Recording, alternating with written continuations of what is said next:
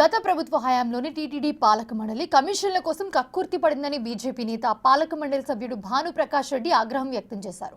Railway station సమీపంలోని గోవిందరాజు సత్రాన్ని ఆయన పరిశీలించారు. అయితే మరమ్మతులు చేసిన తర్వాత వాటిని కూలగొట్టి ఎందుకు నూతన సత్రాలు నిర్మించాల్సి వచ్చిందని ప్రశ్నించారు. ఆయన గతంలో జరిగిన తప్పిదాలను వెలుగులోకి తెచ్చి దోషులను చట్టం ముందు పెడతామంటున్న భానుప్రకాష్తో మా ప్రతినిధి దామోదర్ ఫేస్ టు ఫేస్. ఒకప్పుడు ఈ ప్రాంతం నిరంతరము భక్తులతో కలివిడిగా ఉండే గోవిందరాజు సత్రాలు, రెండు సత్రాల్లో భక్తులు సుమారు 800 వరకు గదులు ఉండేవి. భక్తులు నిరంతరము స్వామివారి దర్శనానికి ఏదైతే రైల్వే స్టేషన్కి దిగి వచ్చిన తర్వాత ఇక్కడ బస్ చేసేవారు. చాలా తక్కువ రేట్లతో ఇక్కడ గది అద్దెలు ఉండడంతో చాలామంది సుదూర ప్రాంతాల నుంచి వచ్చిన భక్తులు ఇటు బస్సులు వాహనాలను నిలుపుకొని ఎంతో కాలము వారం రోజుల తరబడి ఇక్కడ ఉండి స్వామివారి దర్శనం తర్వాత కింద ఉన్న ఉపాలయాలు అదేవిధంగా కాళహస్తి కాణిపాకం దర్శించుకొని తిరిగి తమ ప్రాంతాలకు వెళ్ళే పరిస్థితి ఉండేది.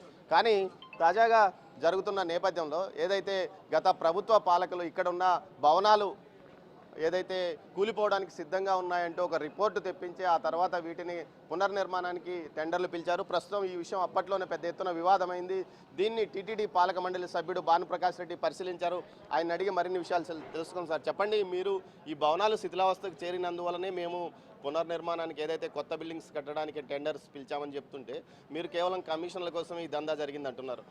2016 నుంచి 17 సంవత్సరంలో తిరుమల తిరుపతి దేవస్థానం నిధుల నుంచి దాదాపు 10 కోట్ల రూపాయలు ఆ రోజే ఇది ప్రమాదకర స్థితిలో ఉంటే ఎందుకు తీసుకొని 10 కోట్ల రూపాయలు స్వామివారి నిధులు ఖర్చు పెట్టారు? 2023-24 కంతా ఈ ప్రతిపాదన 500 కోట్లతో తీసుకొని వచ్చారంటే కమిషన్ల కోసం కకృతిపడి దాదాపు ఇంకా 30 సంవత్సరాలు దీనికి జీవితకాలం ఉన్నప్పటికీ ఇక్కడ ఉన్నటువంటి యాత్రికులు అనేక లక్షలాది మంది యాత్రికులు ఇక్కడ వచ్చి వారే వండుకొని స్వయంగా ఇక్కడే స్వామివారి సేవలు ఇక్కడి నుంచి స్వామివారి సేవకి వెళ్ళినటువంటి సందర్భాలు నేను కూడా ప్రత్యక్షంగా చూడడం జరిగింది. అలాంటి 10 కోట్ల రూపాయలు మీరు ఎందుకు ఖర్చు పెట్టారు అంటే ఆ రోజు తీసుకున్న నిర్ణయం తప్ప ఈ 500 కోట్ల రూపాయలు మీరు తీసుకున్న నిర్ణయం తప్ప అని చెప్పి మేము ప్రశ్నిస్తున్నాం. మేమైతే ఖచ్చితంగా శ్రీవారి భక్తుల నుంచి అనేక ఫిర్యాదులు వచ్చాయి. కమిషన్లకి కకృతి పడే ఈ 500 కోట్ల రూపాయలు ఎన్నికల సంవత్సరంలో దాదాపు టీటీడీ చరిత్రలో ఎప్పుడూ లేనటువంటి విధంగా దాదాపు కొన్ని వందల కోట్ల రూపాయల ఇంజనీరింగ్ పనులకి దారి మళ్లించారు అప్పుడున్నటువంటి టీటీడీ అధికారులు, టీటీడీ చైర్మన్.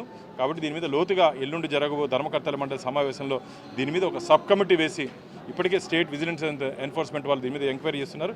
అఫీషియల్గా భవిష్యత్తులో స్వామివారి నిధులు పక్కదారి పట్టకుండా తప్పు చేసిన వాడికి శిక్ష పడే విధంగా ఈ సబ్ కమిటీ విచారణ జరిపించి లోతుపాట్లు ఎక్కడెక్కడ జరిగిందో అందరినీ తీసుకొని వచ్చి శ్రీవారి భక్తుల ముందు నిలబెడతామని చెప్పి మేము గట్టి నమ్మకం విశ్వాసంతో ఉన్నాం. ప్రస్తుతం 500 కోట్లతో ఇక్కడ నిర్మాణాలు రెండు భవనాల నిర్మాణం కొనసాగుతుంది. అయితే గత పాలక మండలి తీసుకున్న నిర్ణయం వల్లనే ఏదైతే స్వామివారి ఖజానాకు 500 కోట్ల పైగా నష్టపోయిన పరిస్థితి ఏర్పడింది.